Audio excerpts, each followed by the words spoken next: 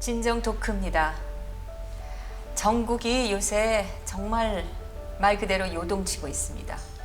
이 대선이라는 이 정치의 중요한 이벤트를 앞두고 지금 대통령 탄핵은 이제 벌써 지나간 이야기처럼 취급되고 있는 것이 아닌가, 저는 그걸 우려하는 마음으로 말씀드리고 싶습니다. 이 대통령 탄핵, 사실 엄밀히 말하면 이건 탄핵이 아니었죠.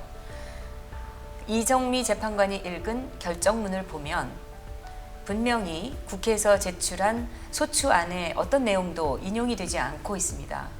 그러나 헌법 수호 의지가 없어 보인다는 그 터무니없는 이유로 파면을 한다, 이렇게 되어 있습니다. 사실 헌법재판소는 국회가 제출한 탄핵 소추안을 인용하거나 기각하거나 각하하거나 이런 것 이외에는 권한이 없습니다. 그런데 분명히 어느 것도 아닌 파면을 한다고 얘기를 하고 있습니다. 이것도 우리가 반드시 밝혀내야 할 탄핵의 진실 중에서 우리가 분명히 따져봐야 될 부분이라고 생각하고요. 이 대통령을 자리에서 정말 터무니없이 몰아내는 이 사건은 우리가 시간이 얼마나 걸리더라도 반드시 밝히고 바로잡아야 할 부분이라고 저는 믿습니다. 이 탄핵이라는 게 이런 게 하루아침에 벌어지는 게 아니죠. 마치 갑자기 최순실이 존재가 알려지면서 마치 해프닝처럼 이렇게 벌어진 것으로 착각하시는 분들도 많으실 텐데, 분석한 결과 이거는 전혀 그렇게 일어날 수 있는 일이 아닙니다.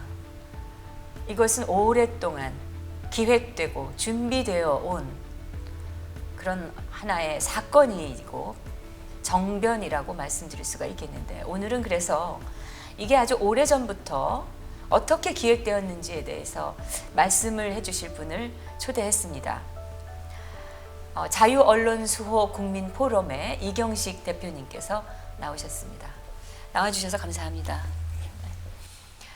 예. 그 대통령의 파면, 이거를 그 사건을 어떻게 보십니까? 저는 이번 박근혜 대통령 탄핵이랄까 파면 조치라는 것이 남로당을 했던 전 대통령 김대중 씨의 햇볕 정책 이래로 북이 남쪽에 구축한 북한이, 역량의 총화였다고 저는 그렇게 보고 있습니다. 북한이 남쪽에 구축한 역량의 총화로 이루어진 것이다. 그 신뢰로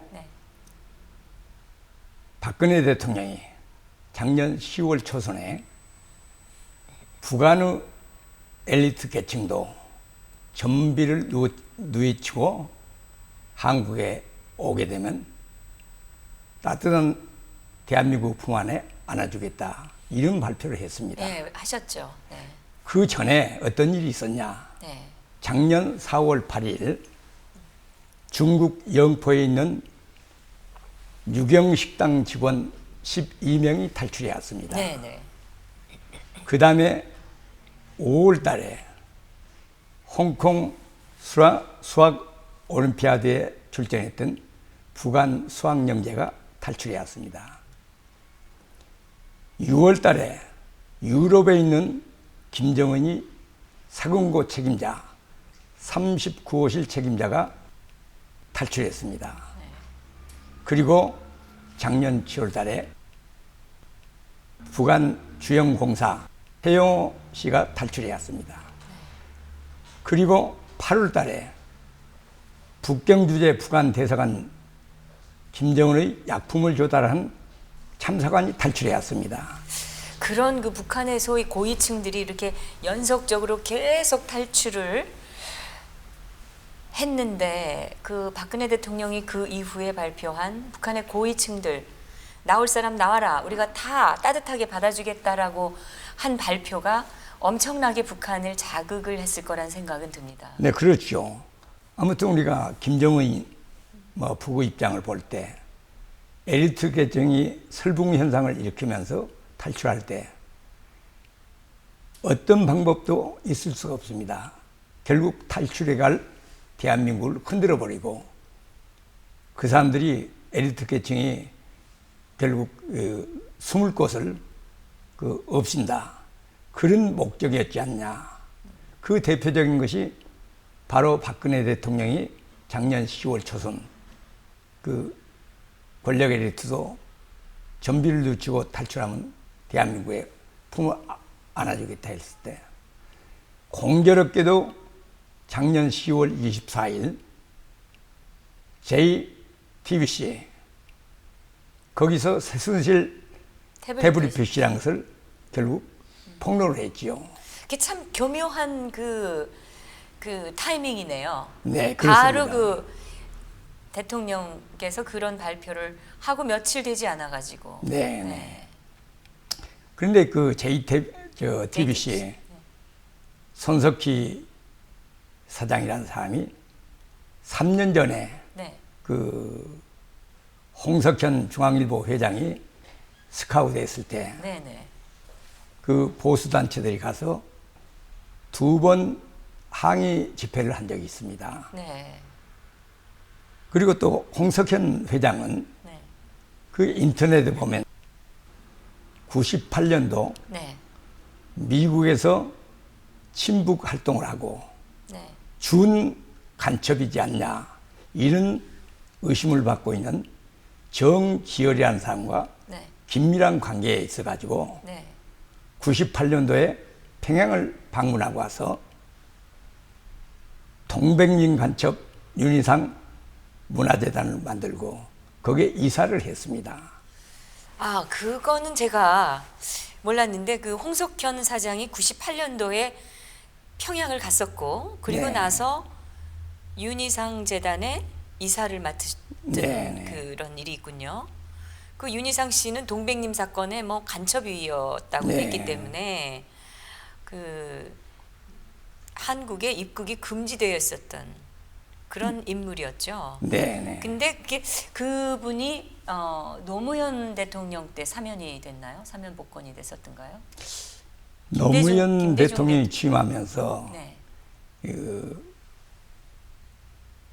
그 송두일이니 네. 이상한 사람들이 뭐 돌아온 민주인사를 해갖고 심지어는 우리 대법원이 반국가 분자로 판결을 한 일본의 각동이 옛날 김대중 전 대통령이 일본 망명 시절에 한민통을 만들 때 평양과 중간 거래를 한 사람으로 추정되지요.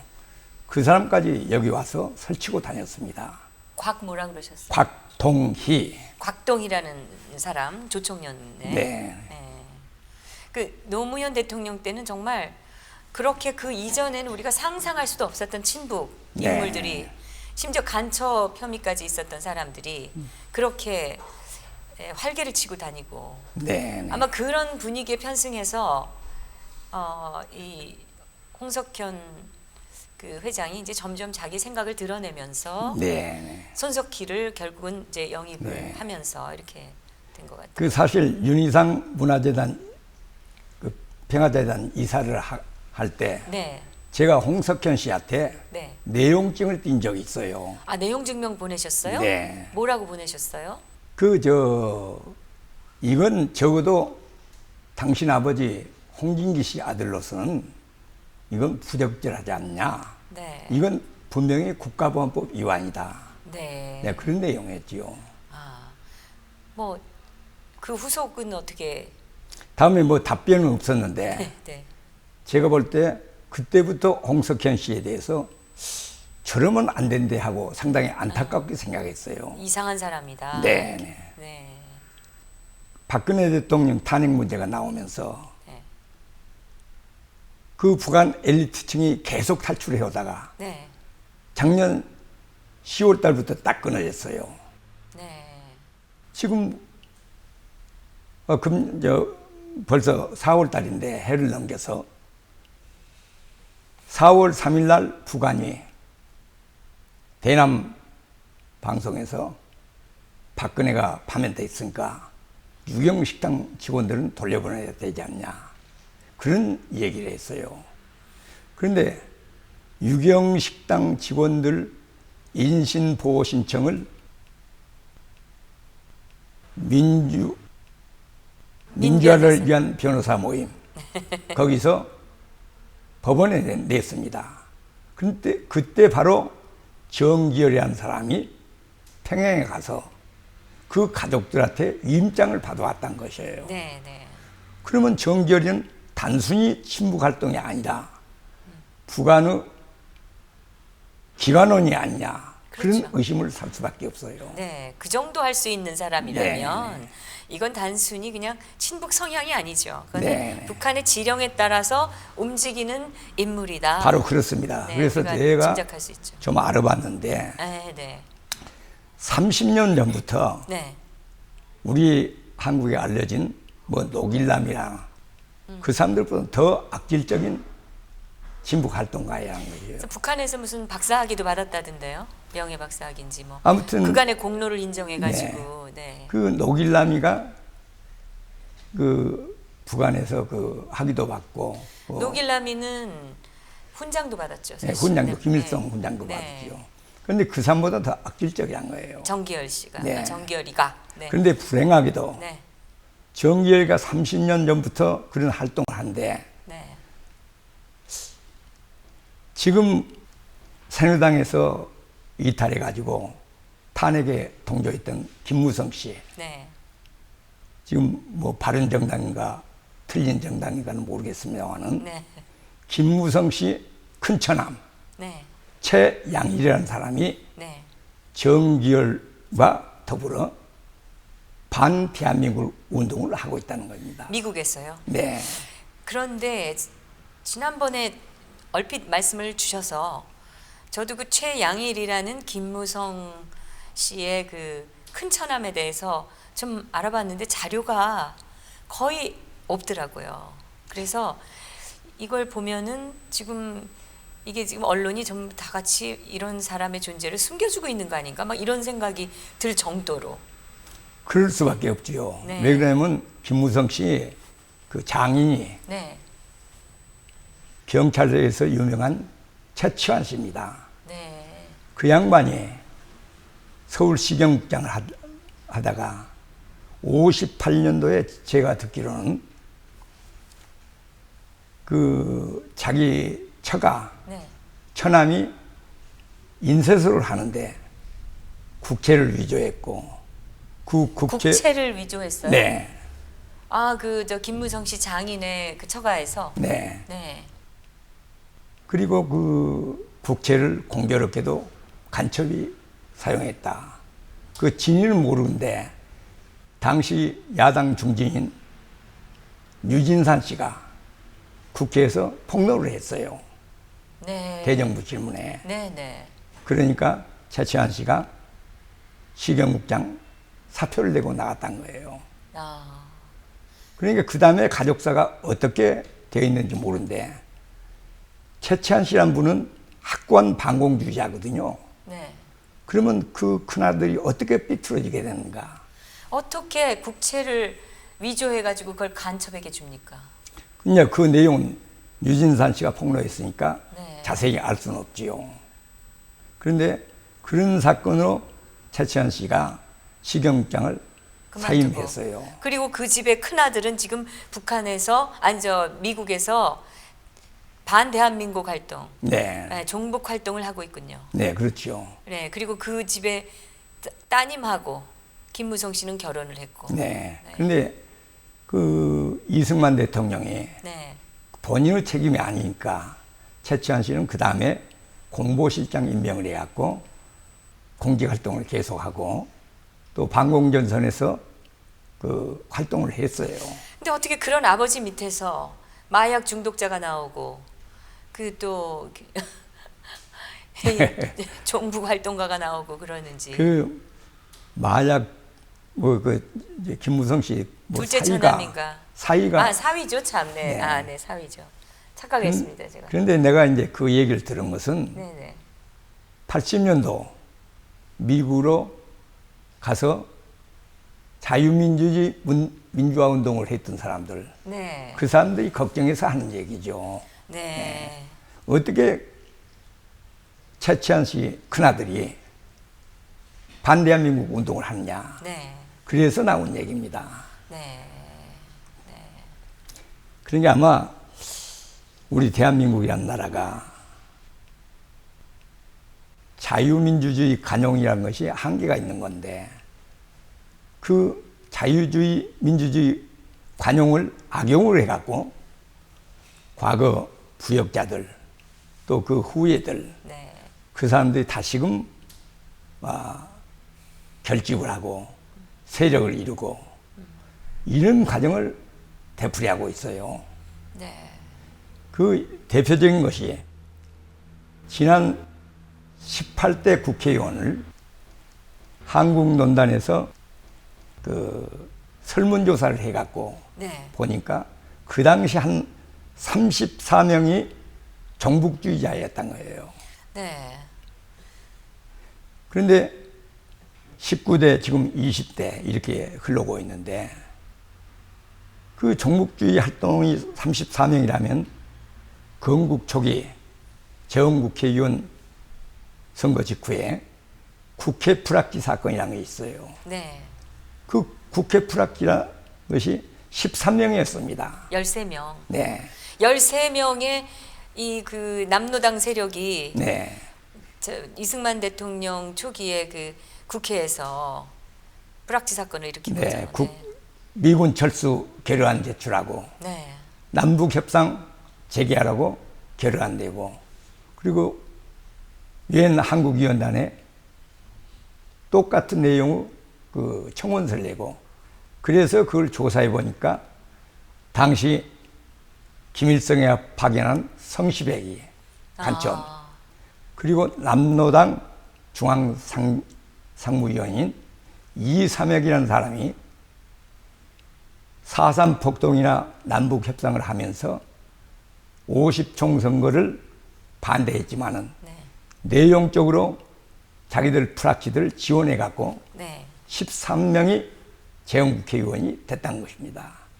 그러니까 그 당시에 지금 역사를 보면은 재헌국회의원이 모두 제주도 4.3 사건 때문에 2명이 선출이 못 돼가지고 네. 198명으로 시작을 네. 했는데 그 198명 중에 13명이 사실은 간첩도 있었고 네. 또 그 남노당의 그 지령을 받는 잔당들도 네. 있었고 네. 그래서 결국 그들이 미군 철수해라 네. 이러면서 이제 그야말로 또 법안도 제출하고 네. 이걸 이제 그 국회 불합치 사건이라고 하는데 그때보다도 지금 3배나 많습니다. 그러면은 지금 그 18대 국회에서 18대 국회 때 34명이었으니까 네, 거의 뭐 3배 지금은 가까운. 우리가 헤아릴 수 없다고 봐야지요. 지금은 더 많다고 보십니까? 네.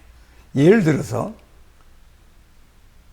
그 지금 자유한국당이지만 새누리당 그냥 비상대책위원이었던 건국대 오정근 교수가 네. 그 비상대책위원을 그만두면서 나오면서 새누리당에도 좌익 포퓰리즘에 그 동조하는 세력이 한 3분의 1이 된다. 그런 얘기를 했습니다. 아, 그랬습니까? 네. 그 오정근 비대위원이? 네. 네. 그래서 그만두고 나간 건가요? 네, 교수가. 네, 네. 그런 게 김희옥 씨가 그 비상대책위원장이었고 네.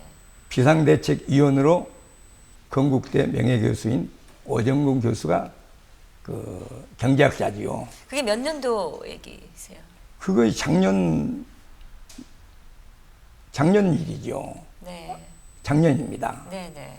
그 3분의 1이 좌익 포퓰리즘에 근데 비대위원장은 임명진 씨였잖아요. 아니죠. 그 전에는 그 전에. 김희옥 씨가 먼저 했죠. 아, 네, 잠시. 동국대학교 네, 총장했던. 네, 네, 네, 네.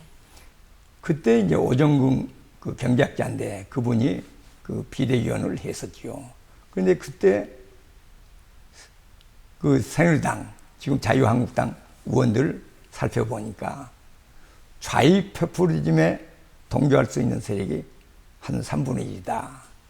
그런데 공교롭게도 이번에 박근혜 대통령 탄핵에 새누리당에서 찬성한 사람이 엇비슷한 숫자가 나왔어요. 네. 네, 그걸 보고 어떻게 그렇게 오정근 교수께서 오정근 교수가 정치인은 아니지만은 정확하게 지적할 수 있는가 놀랐습니다. 네. 이경식 대표님께서 말씀하시는 이런 그 일련의 여러 가지의 정황들이 이제 결국은 대통령을 자리에서 몰아내는 데까지 지금 이르는 거잖아요. 네. 이제 아까 그 JTBC가 그럴 수밖에 없었던 것은 사주인 홍석현 씨의 계속적인 그 좌익 행보, 네. 그리고 손석희의 영입, 네. 여기에서 이제 이게 이제 촉발이 됐지만 사실은 우리가 그것만 가지고 하는 게 아니라 이게 처음에 말씀하신 대로 북한의 그 햇빛 정책에 편승해서 남한에 그때 구축이 된 거대한 조직을 동원한 것이다. 네, 네. 이렇게 말씀하셨는데 그 얘기를 좀. 1979년에 네. 김대중 씨가 민주주의와 민족 통일을 위한 국민연합이라는 것을 결성하려 했어요. 네. 그리고 그 사무실을 교보 빌딩 뒤에 세진 빌딩에 80년에 얻기까지 했는데 80년 5.18이 나니까 결국 거의 무산됐지요. 그런데 92년도에 그 민주주의와 민족통일이란 국민연합이 그때 구상 그 실체하고는 좀 다르게 종교계 급진파들이 모여서 92년도에 민주주의와 민족통일을 위한 국민연합을 만들었습니다. 네. 그 다음에 근데 그 종교계 급진파라면은 그 천주교의 이 좌파 급진파라면은 이제 정의구현 사제단. 네네. 네, 여기 속한 뭐 사제와 수녀들을 네. 그들이 거기에 조인을 한 거고. 네. 또 기독교나 불교계에서도 네. 했나요? 기독교 장로교 네. KNCC 네. 그 계통 사람들이요. 그렇죠. KNCC가 네. 거기는 원래 이 좌파니까. 근데 그 사람들이 네. 2001년 충북 괴산에 있는 충북 괴산. 네. 그 군자산이라는 산에 가서 네, 네, 네. 제가 듣기에는 군자산 결우 군자산의 약속이다 이렇게들 얘기를 네. 합니다. 군자산의 흔히 약속. 태제라고 하죠. 네. 군자산 태제라 해서 공산주의식의 네. 그 말하자면 네. 결의 그 태제. 네. 그래서 3년 안에 자기들 당을 결성하고 네. 10년 안에 국가연합 통일을 연방제 통일을 한다. 네. 이런 결의를 했다는 거예요. 그래서 그때 이제 노동당이 만들어지고 네. 그것이 나중에 이제 진보당. 예, 통진당으로 가고 네. 예, 그리고 이제 전교조가 네. 매각 세력이죠. 예, 전교조와 민노총이 네. 굉장히 커집니다. 그런데 이제 2012년 네. 그 3월 13일 날 네. 백낙청이라는 사람이 네.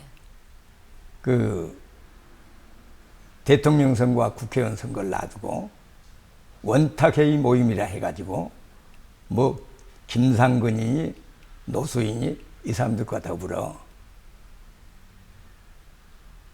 통합민주당 한명숙 대표와 통합진보당 이정희 대표 손을 붙들고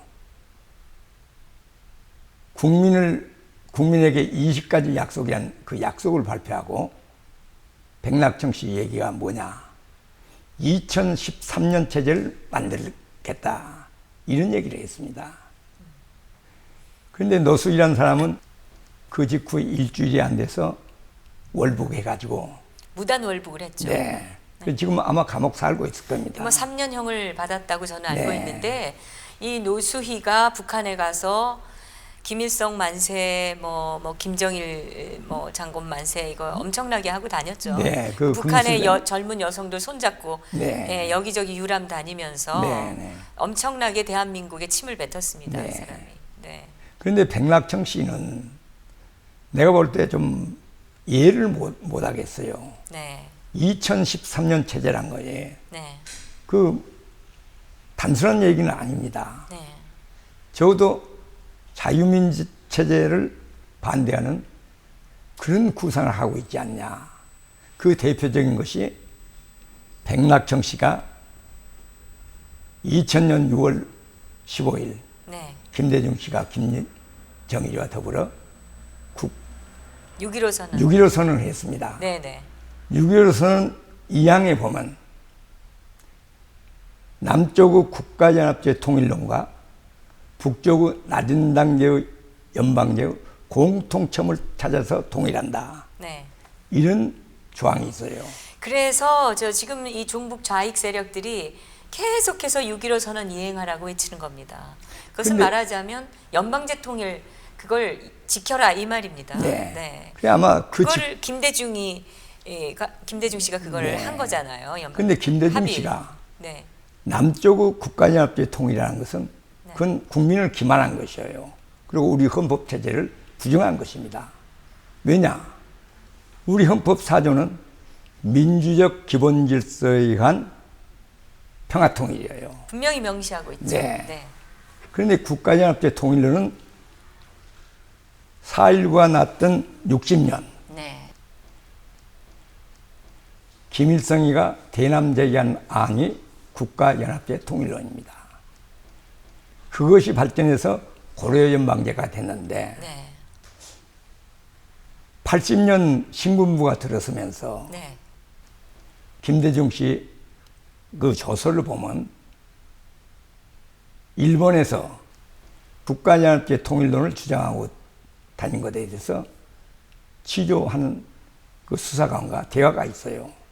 그러니까 그 전에 그 김대중 씨는 일본에서 계속해서 북한과 그 연합 체제 통일을 해야 된다고 그러고 돌아다닌 거죠. 네. 그러면서 조청년계 그 북한 그 친북 종북 인사들을 만나서 지원을 받고 그랬다. 네. 그런 거를 제가 그러니까 그때 들었는데. 이제 네. 확인할 수 없지만은 그 배동호 각동이라는 사람이 이 평양 나들이 한 사람들이에요. 네.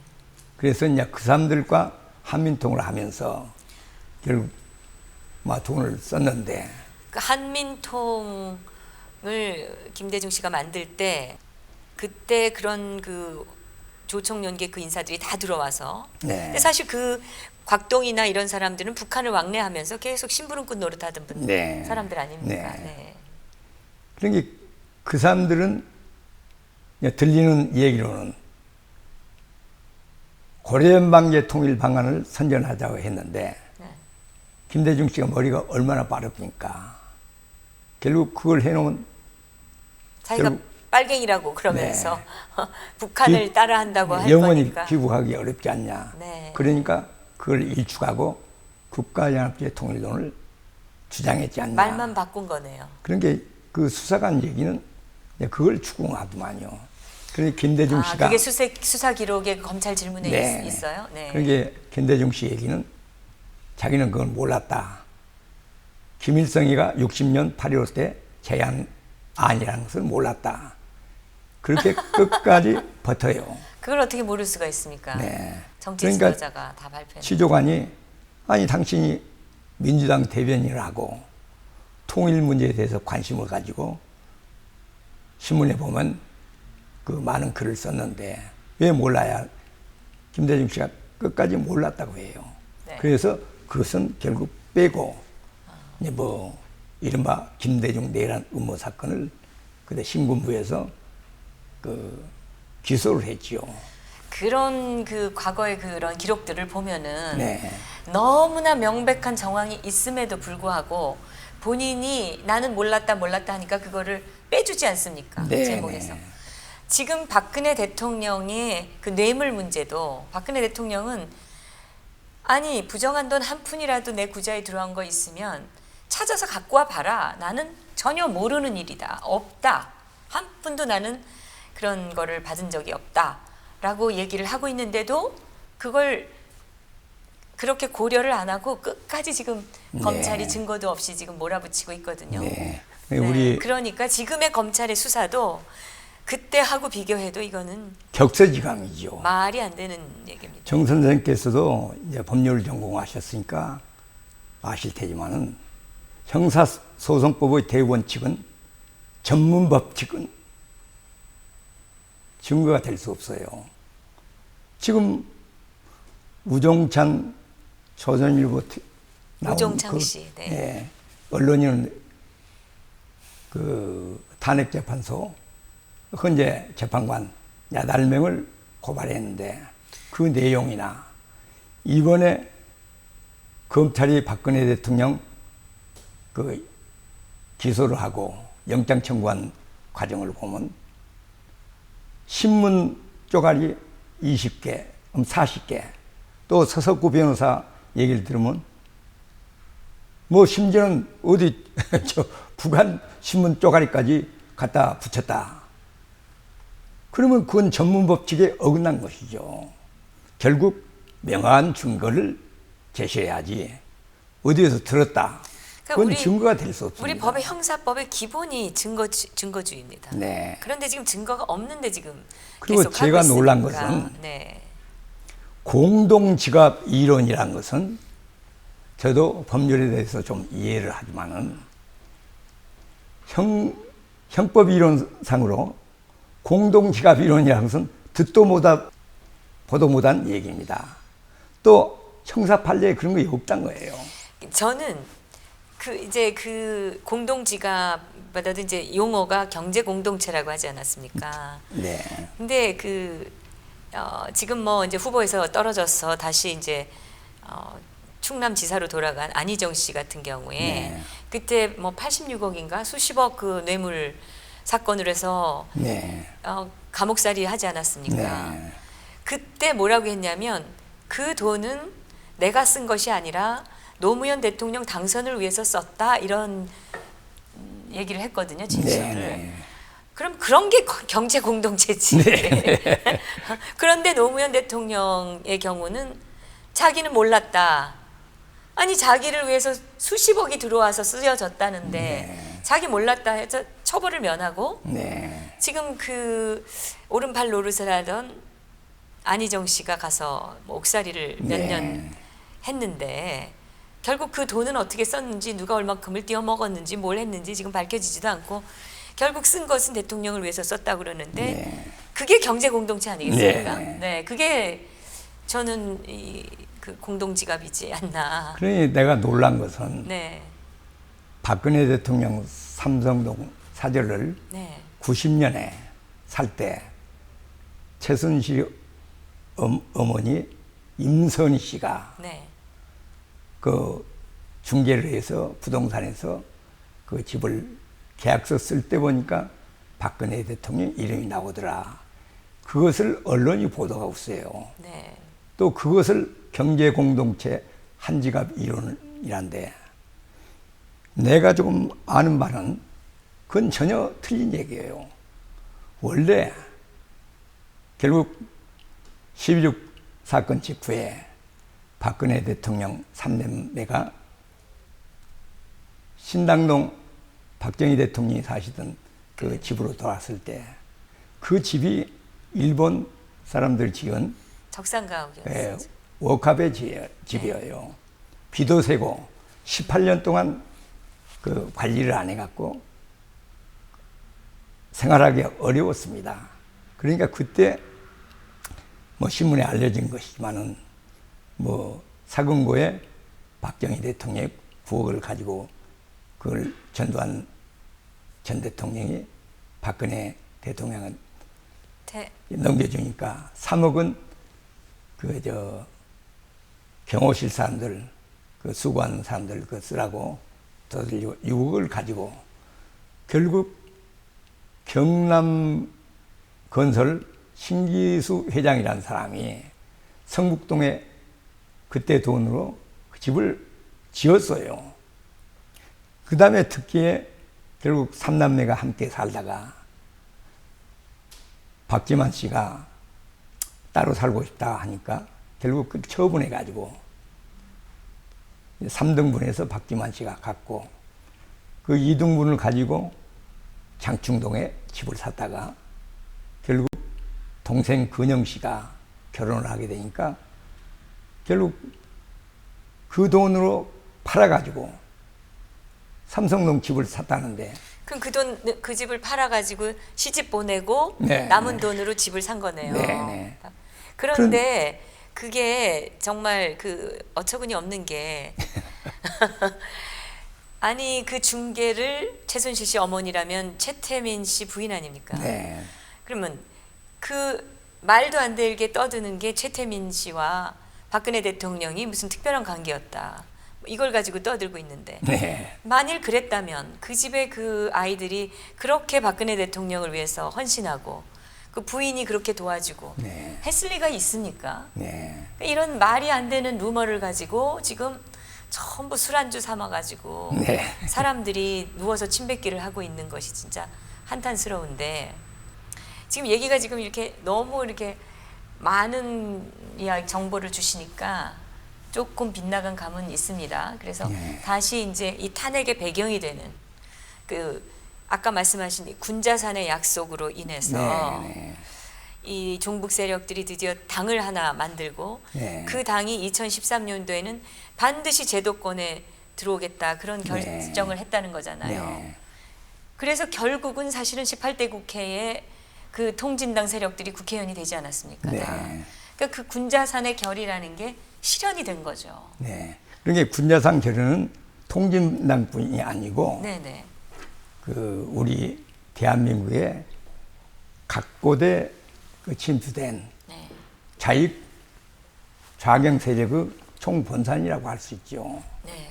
그러니까 백낙청 씨가 2013년 체제를 떠들고 당시 자기들이 문재인이가 대통령이 되고 그리고 민주당이 다수석을 차지할 걸로 착각을 한 것이죠. 네. 그리고 백낙청 씨는 6.15선언 그 뭐 실천 무슨 단체를 만들어 가지고 네. 일본의 각동이, 미주의 문동환, 그리고 한국의 백낙정 해서 그 6.15 실천 뭐 위원회를 만든 적이 있습니다. 네. 근데 이번 탄핵 지금도 여전히 그게 전 세계 조직이 되어 있습니다. 네. 네, 독일에도 있고 네. 다 있는 걸로 압니다. 네. 근데 이번에 이 박근혜 대통령이 탄핵된 다음에 아마 3월 15일경인 것 같아요. 한반도 평화 포럼이라 해서 임동원, 백낙청, 이종석 등등 사람들이 노무현 정권에서 네. 권력을 휘둘렀던 인물이죠. 백낙청 네. 씨는 좀 예외지만. 그 사람들이 박근혜 대통령이 탄핵됐으니까 박근혜 때 그 인사들은 정책 추진을 중단하고 당장의 그 부역행위를 중단해라. 그런 부역행위라는 말은 무엇에 대해서 부역을 한다는 말인가요? 부역이라는 것은 적대 세력한테 그렇죠. 도움을 준다는 얘기죠. 네네. 근데 네. 그 적대 세력이라는 것은 누구를 말하면 대한민국의 적대 세력이 북한 아닙니까? 근데 그들이 얘기하는 부역이라는 거는 대상이 미국이 아닙니까? 그러니까 그 무슨 부역을, 얘기를 네. 이해를 못하지요. 그러니까 아마 임동원이나 백낙정 씨가 중단을 한 것은 그냥 뭐 윤병세 외교부 장관이나 또 안보실장 김관진 장군이나 네. 또 국방장관 한민구 장관이나 그이들이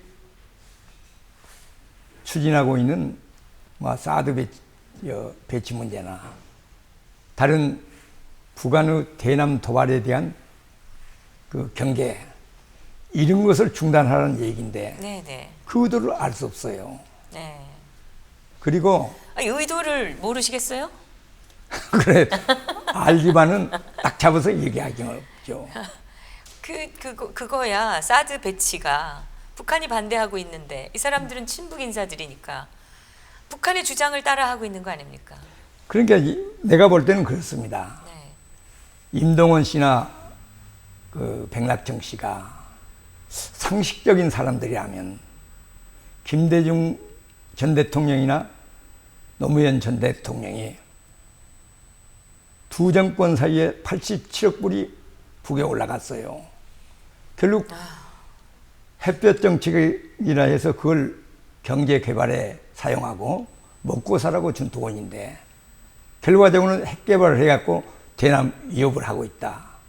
그러면 임동원 씨나 백낙정 씨가 김대중 씨와 노무현 씨가 결백하다면 사드 배치를 자기들이 주장해야죠. 배신했다 해서. 그런데 그걸 반대한다. 그러면 결국 김대중 씨나 노무현 씨가 북한이 핵 개발해서 대남 도발을 하고 협박을 하고 그리고 뭐 쓸어버리겠다고 하는데 그러면 김대중 노무현 씨가 북한에 부역을 했다는 얘기입니까? 했죠. 그게 부역 근거가 결과적으로는, 됐죠. 결과적으로. 네. 결과적으로는 그렇게 됐는데 네네. 이것을 적어도 김대중이나 노무현 두 대통령 그 참모였다면 최소한도로 햇볕 정책의 정당성을 위해서 사드 배치를 자기들이 주장해야 되지 않냐. 그렇죠. 그것이죠. 네, 네, 네, 네. 네. 그 그게 사실은 합당하고 논리적입니다. 네. 그런데 원래 이 좌파들이 논리가 없습니다. 긴 안목으로 생각을 안 해요, 그 사람들이. 그리고 임동원 씨는 김대중 정부 당시 국정원장 할 때입니다. 네. 제가 그 전에 이철성 선생과 더불어 보수 우익운동을 했습니다. 네. 92년도에 네. 7차 남북 고위급 회담 때 95년도에 2년도에 네.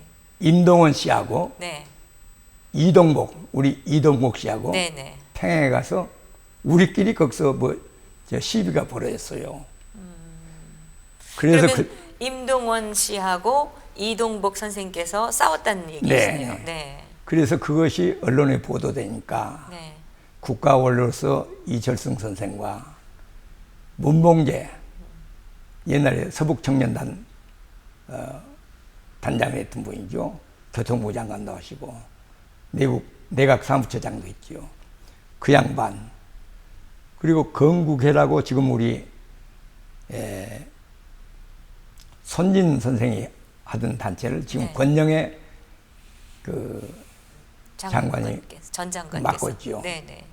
그리고 반공청년회라고 네. 52년도 6.25 와중에 만들어졌나요? 반공포로 네. 북한포로 중에서 결국 이승만 대통령이 석방을 했지요. 네. 북으로 안 보내고 네. 그분들이 단체를 만들어서 반공청년이라는 것이 있었습니다. 네네. 거기 송정택 씨라는 회장이 있어요. 네. 그분 그리고 대한노동회라고 김원동 씨라고 그렇게 모여서 나라 걱정을 한 자리였어요. 네. 그런데 송정택 씨 얘기가 임동원 씨는 우리 같은 포로 출신인데 생전 포로라는 얘기를 안 한다. 임동원 씨가 전쟁 포로 출신입니까? 송정택 씨 얘기는 전 포로 출신이라는 거예요. 그런데 그 얘기를 안 한다는 거예요. 저도 몰랐습니다. 그래 송정택 씨는 다시 이제 우리 국군에 들어와서 중령으로 제대했지요. 네. 제대한 다음에 아마 중앙정보부 자문위원도 하고 그랬습니다. 네. 근데 그분이 의미심장한 얘기를 해요. 네. 그래서 임동원 씨가 국정원장 시절에 네. 내가 그런 얘기를 사석에서 많이 했어요. 그랬더니 임동원 씨 친구 되는 김상옥 씨라고 네. 테헤란로에 빌딩을 많이 가지고 있는 재력가입니다.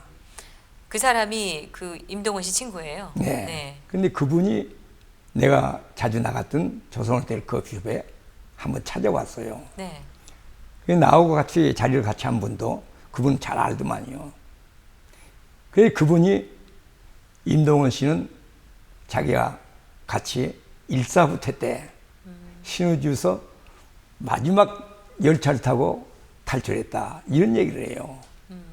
그래서 내가 웃으면서 아니 김 회장님 우리가 북진했을 때 신의주 1호는 들어가지 못했지 않습니까?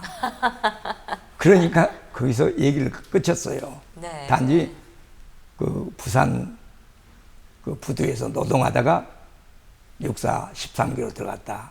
그런 얘기를 해요.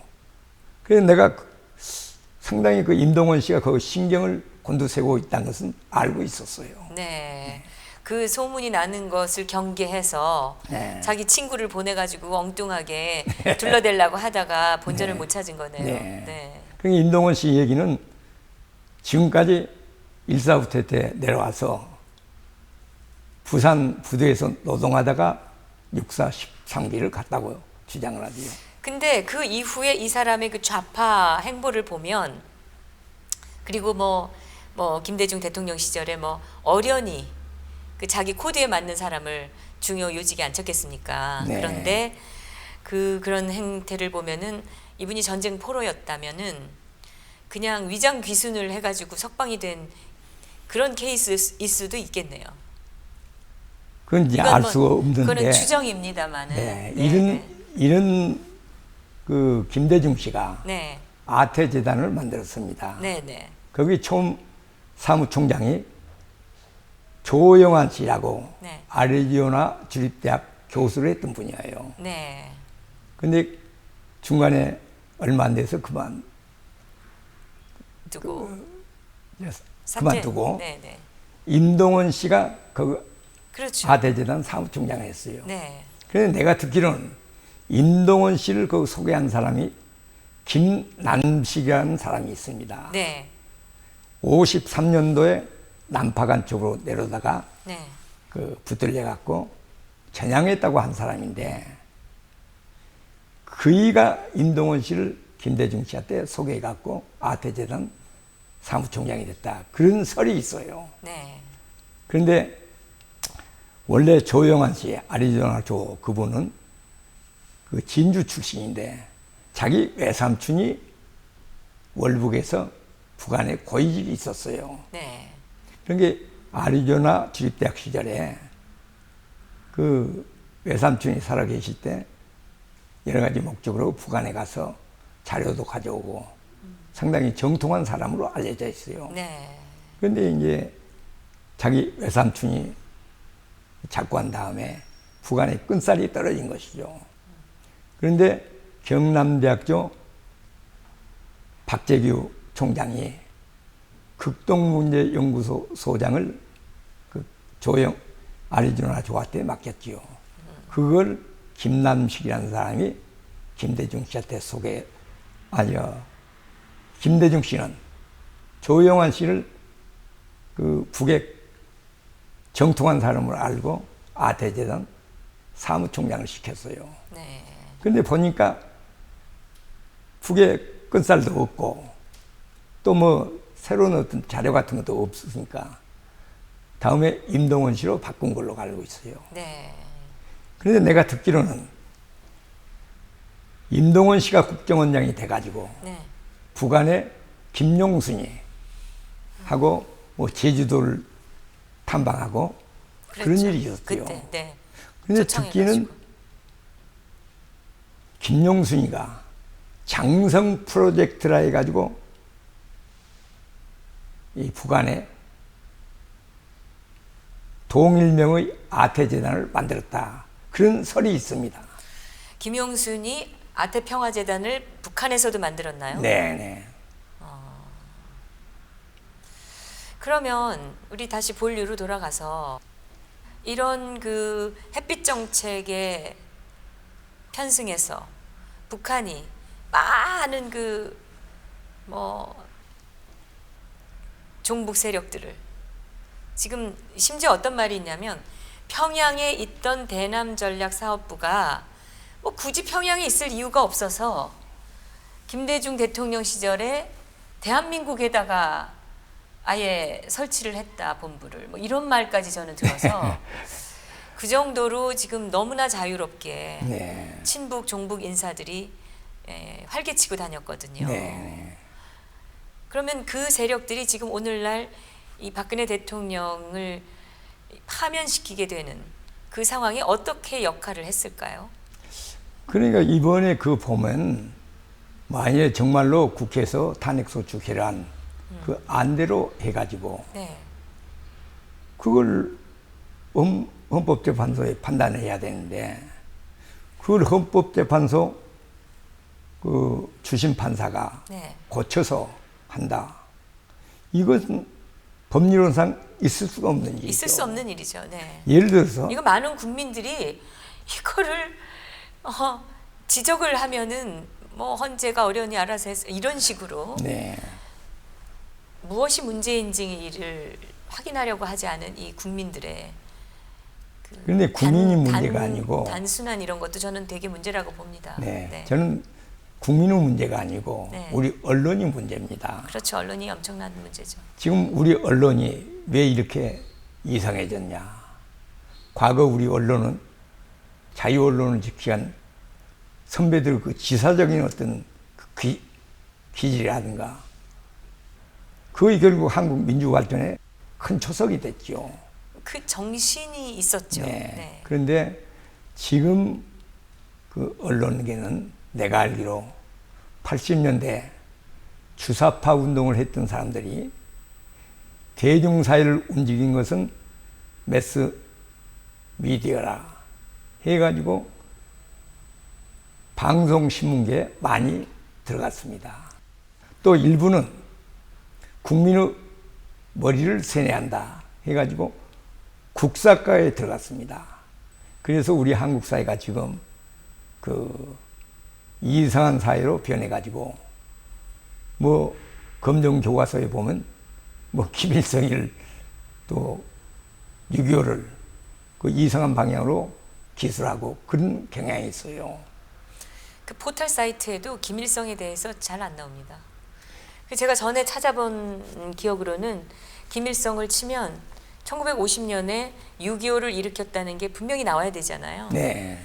그 소련에 찾아가서 원조를 받아가지고 이 한반도 전체를 적화시키기 위해서 무단으로 전쟁을 일으킨 거 아닙니까? 그래서 이게 역사상 정말 가장 비참한 전쟁의 하나로 꼽히고 있을 정도인데 네. 그게 포털 사이트에 안 나와요. 네. 그냥 1950년에는 김일성이가 뭐 조선인민군 사령관으로 취임했다. 요거 하나 나와요.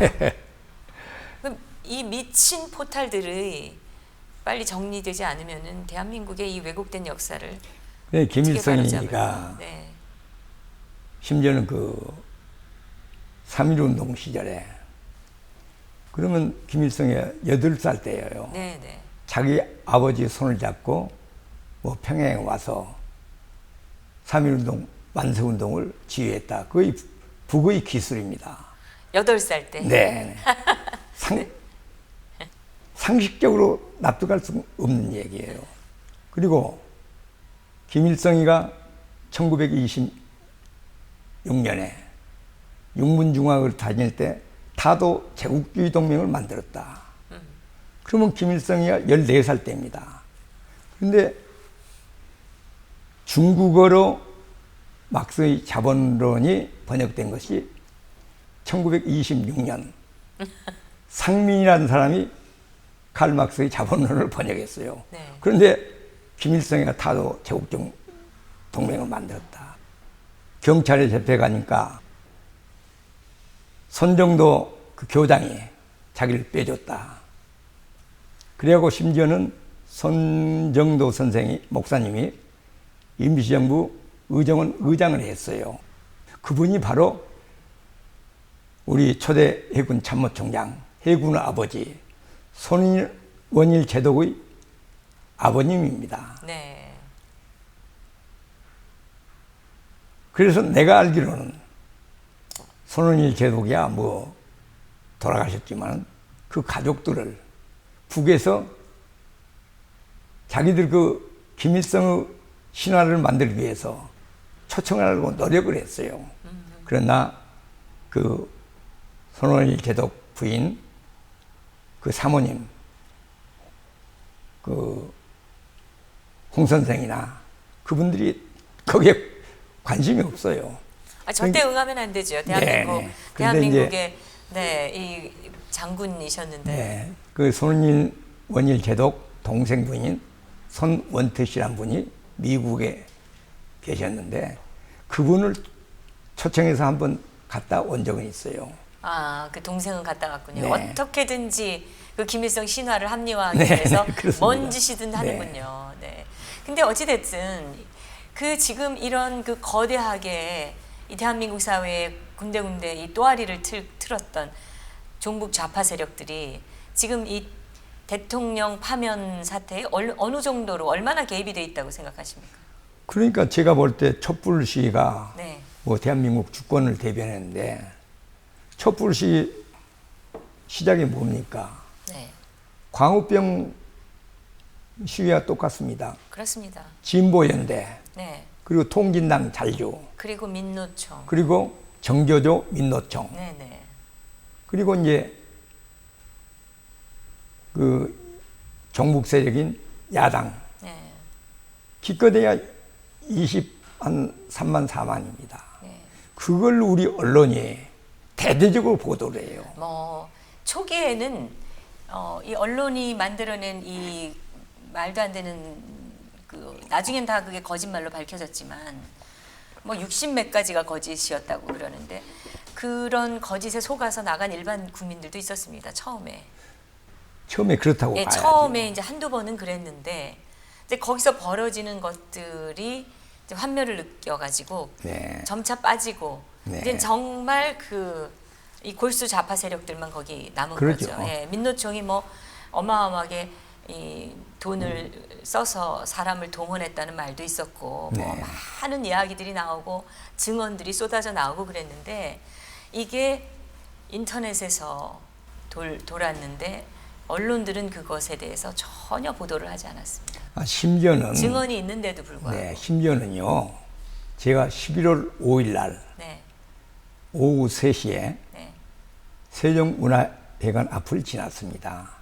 그때 농민 백남기시 장례식을 한다고 네. 그 사람들이 몰려 있어요.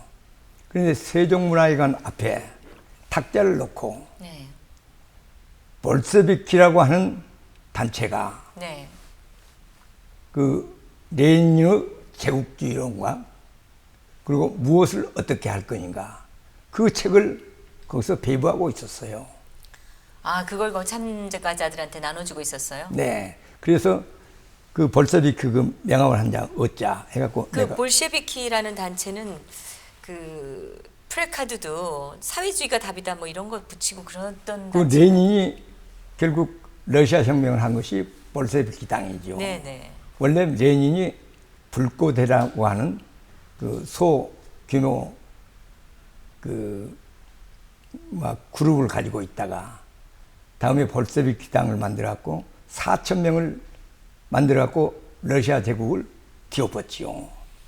그 볼셰비키 4천 명이 러시아 혁명을 네, 만드는 공산화를 한 건데 거죠. 공산화가 된 건데 지금 이 국내에 있는 볼셰비키라는 거는 또 이 종북 북한을 내 그 입장을 대변하고 있는 종북 세력들하고는 또 다른 공산주의 집단 아닌가요?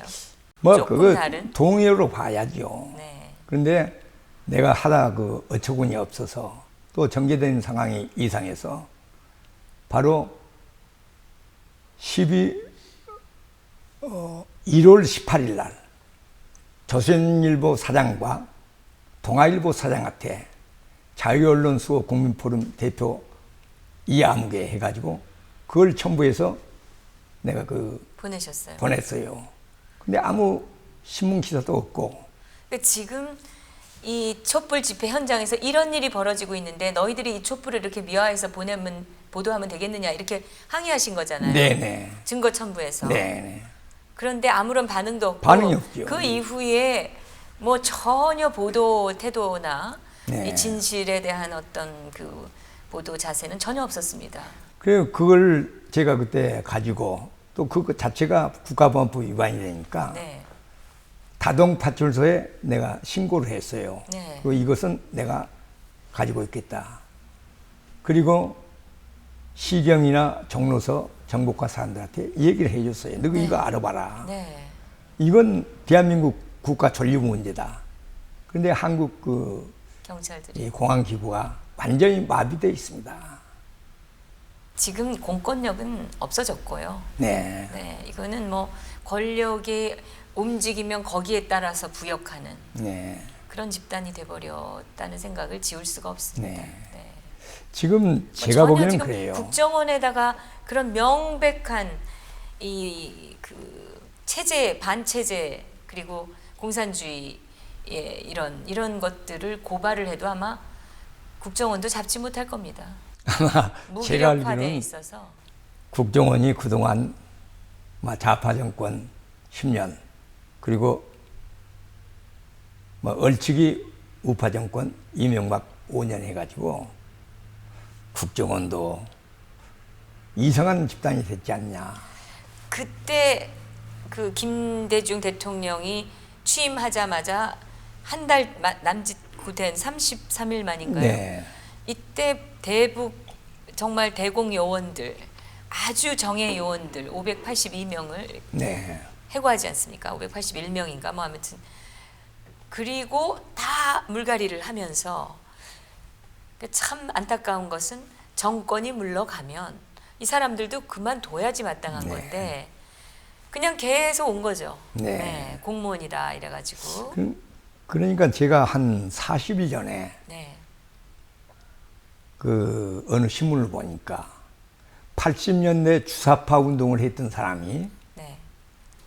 국정원 차장까지 했습니다.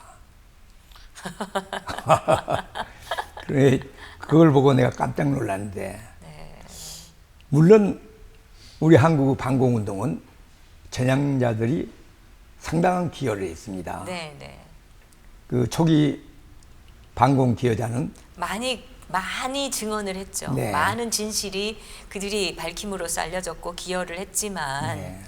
그러나 더 많은 그룹이 지금 대한민국을 말아먹고 있는 게 아닌가 싶습니다. 그러니까 처음에 이제 해방 직후에 네, 박일원 경감이라고 네, 박은영이 그 비서를 한 사람입니다. 네. 경성제대 수재인데 몇 년도예요? 1946년도죠. 네, 결국 그분이 붙들렸을 때 네. 당시 수도청장 장택상 선생이 자기 서울 경찰청장이죠. 네. 경기 서울청장이 수도청장이라고 네, 네. 시흥 별장에 데려가서 네가 이기면 내가 옷을 벗고 네가 지면 나한테 협력해야 된다. 그리고 일주일 간격으로 이 토론을 하려고 들어갔다는 거예요. 그런데 3일 만에 대단히 화끈한. 네. 네. 장택상 선생이란 분이 방랑강기한 수재예요. 네. 결국 에딘바라 대학 경제학과를 나왔죠. 네. 결국 박일원 씨가 거기서 손을 들고 사흘 만에 박일원 씨가 네. 그 박헌영이 비서 노릇을 네, 했던 네. 이 남로당이 네. 사흘 만에 토론에서 졌군요. 네. 그리고 결국 협력을 하게 돼서 경감 그 계급을 받아가지고 경찰대에 투신했지요. 네. 그분이 초기에 막대한 그 공헌을 했습니다. 그 남로당들 그런 불확지들 이런 거 잡아내는데. 네. 네. 서울 시내에 있는 하신 앞이나 명동을 지나면 두루보로 엮듯이 잡아왔다니까. 그 다음에 48년도에 그 본명은 양한모 씨고, 양한모 씨. 네, 예, 가명은 홍민표예요. 남로당 시당 부위원장 하던 분인데, 네. 그분이 남로당 시당 그 중견 간부들 데리고 결국 서울시경으로 들어와서 전향했나요? 네, 회의를 해갖고 그 자리에서 전향을 해요. 그분이 이끌어가지고 네. 수십 명이 투항을 했군요. 네. 네. 그런데 그건 박원영이가 월북에 있고 해주에서 박헌영이가. 네. 정부가 수립됐는데 폭동을 일으키라고 지정한 거예요. 그러니까 양한모 씨가 답심이나 후암동 여기에 폭동 준비를 했다가 이거 도저히 자기들이 그러니 젊은 청년 시절이죠. 결국 민족을 위해 도움이 안 된다. 그래서 간부들 데리고 시경에 와서 회의를 하고 거기서 투항을 해. 네. 그리고 그 답심이나 후암동에 감추어뒀던 일체의 무기를 쓰리코타로 가지고 가서 전부 실어왔던 거예요. 네. 그분이 또 막대한 그 큰 도움을 기여를 줬죠. 했네요. 네. 네. 그런 사람들이 있으면서 또 이제 강력한 반공 정책이 이어지면서 네. 이 안보가 그나마 체제가 유지되면서 네. 우리가 경제 발전을 할 수 있었는데 네. 좌파 정권 지나면서 지금 그게 다 무너졌습니다. 무너졌죠. 민주주의라는 이름으로 네. 터무니없이 무너져가지고 네. 지금 그 이후로는 계속 이 대한민국 사회가 정말 이해할 수 없는 그런 그 이념 분쟁 속에서 지금까지 그래서 제가 사회가 파괴되고 있는데요. 2000년 아마 8월 달에 뭐 동국대학교 교수 강정구라는 사람이 네. 뭐 북에 가서 그 김일성 생가 거기 가서 방명록에 뭐 만경대 정신으로 통일하자고 그걸 썼다 해서 아니 그 정도 되면은 이거는 정말 간첩 수준으로 네. 지금 우리 그런 사람이 대학에서 강의를 하고 있다라는 게 네, 그래서- 만경대 정신이라는 게 사실은 그거 다 없는 허위 조작의 네, 그런 네. 건데 그걸 그렇죠. 가지고 통일을 하자고 얘기하는 대한민국 교수가 활개치고 다녀도 되는 네. 지금 그래서 그 당시 결국 이제 고발되고 네. 강정구 씨가 그 동국대학교에서 막 쫓겨나고 그런 일이 있었습니다. 그래서 그 지금은- 당시 네네 그 당시 김대중 대통령 시절인데 이제 보수파하고 진보파하고 MBC에서 그 사건을 가지고 토론을 하게 됐어요. 네. 그래서 제가 마침 그 이철승 선생의 자유민족회의 대표로 나가서 그런 얘기를 한 적이 있어요. 그때 토론을 하셨어요? 네. 그 대한민국 헌법 체제, 자유민주 체제 위에 더 좋은 통일 방안이 어디 있냐? 남노당을 했던 김대중 씨도 지금 대통령이 됐지 않냐? 이런 얘기를 했어요. 그런데 그런 얘기를 한 다음에 일체의 그 뭐 방송에 KBS 방송에 한번 갔는데 각서를 쓰라 하더만요. 엉뚱한 얘기 해서는 안 된다고. 그 엉뚱한 얘기라는 게 어떤 얘기인가요? 김대중 씨가 남노당을 했다라는 말이 엉뚱한 얘기라는 거. 아, 그런 얘기죠. 하여튼 이제 시간이 많이 돼서 끝으로 한 가지만 여쭤보겠습니다. 지금까지 그 말씀하신 내용을 종합해 보면은 그 좌파 정권 이래로 지금 터무니없이 우리 안보 경계선이 무너지고 지금 누가 뭐가 얼만큼 잘못된 건지에 대한 구분을 할 수 없을 정도로 지금 그 혼란한 그 이념의 혼란 시기라고 저는 생각이 됩니다. 그럴 정도로 지금 그러나 그 와중에서 북한은 단 한시도 대남 적화 전략을 바꾸거나 완화한 적이 없거든요. 네. 계속 가지고 오고. 그러니까 여기에 경계선이 무너지니까 그 전략이 더 많이 이 대한민국에 뿌리를 내릴 수밖에 없었고 네. 그렇다면 그 사람들이 지금 박근혜 대통령의 강력한 대북 정책 드라이브의 위기감을 느끼고 어떻게 해서든지 몰아내려고 하루라도 빨리 몰아내려고 했을 것이다. 이걸 우리가 짐작을 할 수가 있어요. 네. 근데 정말 저는 분노스러운 게 그런 그 어떤 짐작도 못하고 거기에 동조한 소위 보수 진영에 지금 바른정당에 가 있는 그 사람들 박근혜 대통령에 대한 어떤 개인적인 감정이나 이런 그런 생각들이 종합이 돼가지고 결국은 이적 행위를 하는데 지금 동조한 것이 아닙니까? 그렇죠. 네. 그러니까 내가 늘 그분 뭐 말을 인용한 것이 안 됐으면은 오정군 교수는 경제학자입니다. 그리고 정직한 분이에요. 그분이 비상대책위원을 맡아갖고 한 달 가까이 새누리당 국회의원들을 보고 3분의 1은 좌익 포퓰리즘에 노란할 사람들이라고 그런 얘기를 지적을 했어요. 그 당시가 지금 이렇게 갈라지기 전이지 않습니까? 네, 그러죠. 그런데 지금 하는 꼴을 보면은 3분의 1도 더 되는 것 같습니다. 결국 그렇게 됐죠. 네. 네. 그래 내가 볼 때 그 우리 여야 국회의원들이 대한민국 그 정체성에 대한 이해가 너무 부족한 것 같아요. 역사 공부도 안 돼 있는 것 같습니다. 아무튼 어떻게 됐든 늘 박근혜 대통령보다 무능하다고 하지만은 제가 보기에는 경제도 OECD 가입 국가 중에 미국이 1등이라고 합니다. 미국 경제 성장은 2% 남짓돼요. 그러면 2015년 박근혜 대통령 정부가 하에 경제 성장이 2.6% 성장했습니다. 2016년에 2.7% 성장했어요. 내가 그 얘기를 했더니 어느 그 친구가 아니 박근혜가 했냐고. 그 다 기업이 했지. 그런 식 얘기를 해요. 그게 우리 사회는 공론이 형성되기 어려운 나라가 됐어요. 네. 더욱이 조선일보 작년 2월 달이에요. 당시 그 송희영 주필이라는 사람이 그런 식 칼럼을 썼어요. 2.6% 성장. 이건 아주 저성장이다.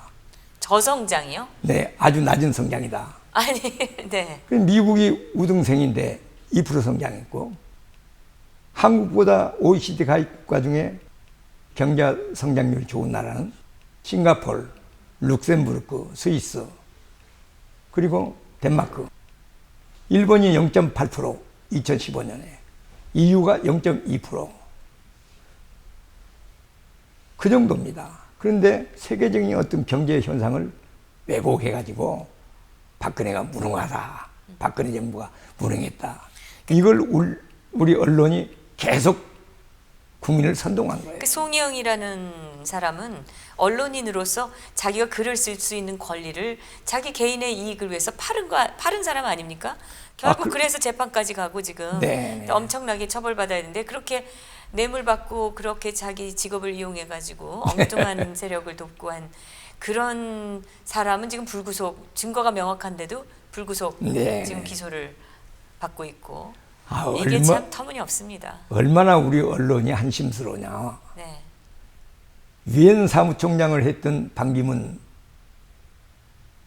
선생이 가짜 뉴스, 인격을 파멸시키려고 하는 음해, 이것 때문에 정치할 수 없다. 사퇴했겠습니까? 그 이제 이 결론적으로 결국 지금 이 사회에 이념적으로 과도하게 지금 편향돼 있고 북한의 어떤 그 전략 하에서 움직이는 종북 세력들이 너무 많이 지금 돼 있으면서 거기에 언론과 이 겉멋들린 좌파 성향을 가진 그 여당의 국회의원들이 대거 네. 동조하면서 지금 이런 국가적 불행이 발생을 한 거네요. 네, 그렇습니다. 결국 그러나 우리 국민이 그렇게 만만한 국민은 아닙니다. 네. 내가 보기에